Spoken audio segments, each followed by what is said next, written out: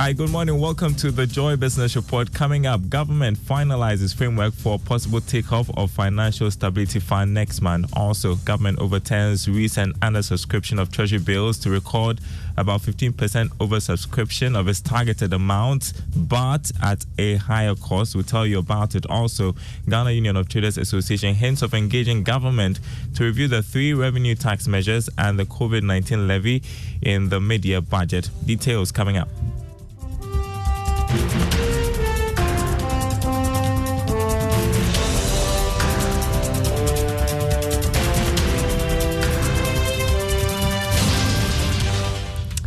My name is Darryl Kwa. Thanks for being with us this morning. Government has finished putting together the framework that will guide the operationalization of the Financial Stability Fund from next month. This is what Joy Business has picked up from persons knowledgeable of the fund's workings. Here's more in this report.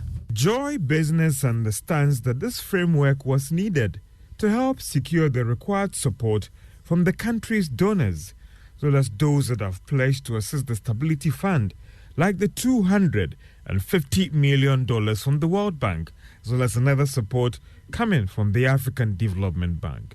It was also needed to guide the operations of the fund, that is, which institution or persons should administer the fund going forward. Also, how can banks and financial institutions that need support draw from the fund? Government is targeting to raise about $1 billion for the Financial Stability Fund.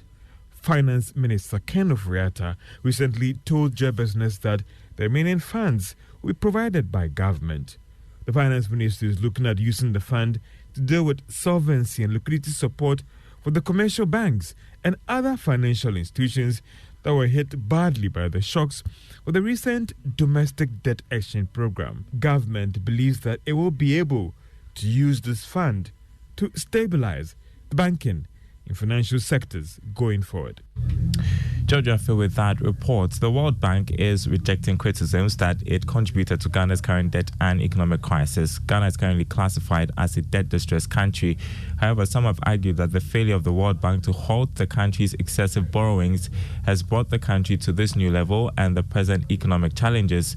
But Country Director of the World Bank, Pierre Laporte, disagrees. Because our projects that we bring are very long-term concessional lending, okay? And for instance, Ghana as a low-middle income country, it borrows at terms that are mostly, actually they are concessional, okay, over 35% grant element, long-term 35, 40 years. We have a few windows now that are less concessional, but this is at the discretion of governments. But in the overall scheme of things, we don't do lending that gets country in trouble. You had Pierre Laporte there, Country Director of the World Bank. Now, a senior finance lecturer at the University of Ghana Business School, Dr. Benjamin Amwa, says the World Bank's decision to review the future use of its financial guarantee for Ghana's borrowings should not be seen as an attack on the sovereignty of the country. The Bretton Woods institution has disclosed it might undertake such an exercise to put the country's borrowings in check, a move expected to scrutinize the country's rising debt level.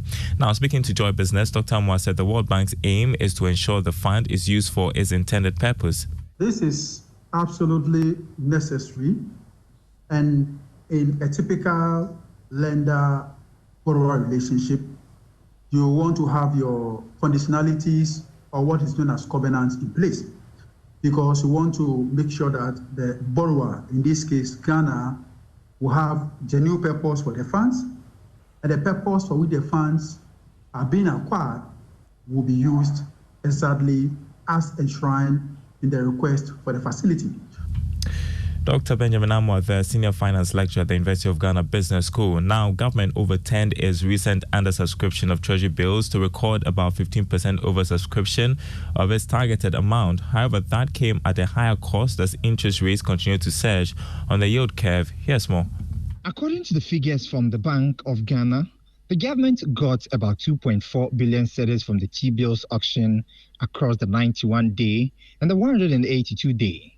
Once again, chunk of the bid came from the 91-day bill. A little over 1.59 billion cedis were tendered by the investors for the 3-month financial instrument. The government accepted over 99% of the bids. For the 182-day T-bill, About 860 million cedis were tendered by the investors, largely the banks. All bids were subsequently accepted. Meanwhile, interest rates continue to surge. The 91-day T-bill shot up by 0.36% to 21.15%, whilst the 182-day T-bill also went up by 23.93% from 23.62% the previous week. Again, analysts and market watchers are worried about the rising cost of T-bills as government is still restructuring its debt. In other news this morning, the Ghana Union of Traders Association, GUTA, says it will pursue government to review the 3 tax measures passed and the COVID-19 levy in the mid-year budget. According to the union, businesses are struggling to survive due to the high taxes and on utility tariffs as well. They contend the IMF is against suppressing growth of the private sector, hence will intensify engagement to have the taxes reviewed in the mid-year budget. Dr. Joseph Obeng is president of GUTA. We have to be cautious and then make sure that we do not spoil. That's why we do not overly agitate over the trade taxes. But now that the IMF deal has gone through, we'll still pursue government and dialogue with government so that at least in the mid-year budget we can make some revisions so that businesses can also have respite. We believe that any proposal that we give to IMF, because they do not seek the destruction of businesses, we can still go on the table, discuss with IMF to see how some of these taxes will be lowered to pushing the businesses in the country. President of GUTA there, Dr. Joseph Obeng. Chartered accountants have been admonished to take advantage of technology and data analytics for a competitive advantage within the profession. According to country managing partner at accounting and auditing firm Deloitte, Daniel Owusu, the accountant of the future needs to be technologically savvy in order to evolve with the changing industry. He spoke at the 41st graduation and admission ceremony of the Institute of Chartered Accountants Ghana held in Accra. As accounting professionals, you can either plan for change or be pushed out. We need to increase our knowledge and use of technology. Undoubtedly, the accountant of the future will need to be technologically savvy. The 41st graduation and admission ceremony of the Institute of Chartered Accountants Ghana, which is the second in 2023, awarded certificates to graduates who successfully completed the Institute's qualifying examinations in December 2022 and March 2023. Rose Bewa and Charles Denchi Jr. emerged overall best level 3 graduating candidates for both diets, respectively. Now, Farm Milk PLC is optimistic it will consolidate its gains in 2022 despite a difficult economic environment. The ice cream manufacturer recorded a 15% year-on-year growth in revenue last year. That's according to its 2022 annual report. Now, speaking at the company's 62nd annual general meeting,